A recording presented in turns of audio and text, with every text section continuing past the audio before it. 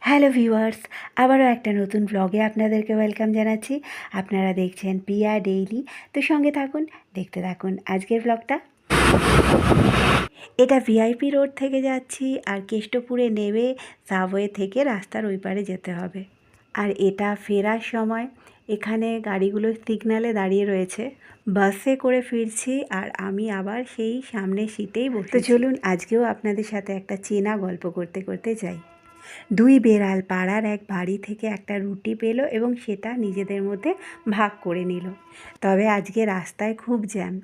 তো যাই হোক, বেড়ালদের মধ্যে ঝগড়া বেঁধে গেল এই ভেবে। তো দুজনেই ভাবলো যে নিজেরটা নয়, বরঞ্চ অপর বেড়ালের ভাগটা বেশি। তো এবার বাড়ি পৌঁছে গেছি। তো যেটা বলছিলাম, দুই বেড়ালের ঝগড়া দেখে এক বাদর গাছ থেকে নেমে বলল, চলো আমি তোমাদের রুটিটা সমান ভাগে ভাগ করে দিতে পারবো। তারপর এক দাঁড়িপাল্লা জোগাড় করে দুটো ভাগ দুদিকে রাখলো এবং বলতে লাগলো, এই ভাগটা বড়, এটা এক কামড় বসিয়ে একটু ছোট করে নিতে হবে। এবং আরেকটা ভাগের ক্ষেত্রেও সেই একই কথা।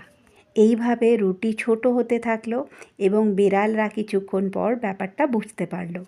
এবং বেড়ালরা তারপর বলল, আর ভাগ করে কাজ নেই। তবে বাদর নিজের পারিশ্রমিক হিসাবে বাকি ভাগটুকু খেয়ে ফেলল। এর থেকে শিক্ষা হলো, ঘরোয়া বিবাদে অন্য লোকেরই লাভ হয়।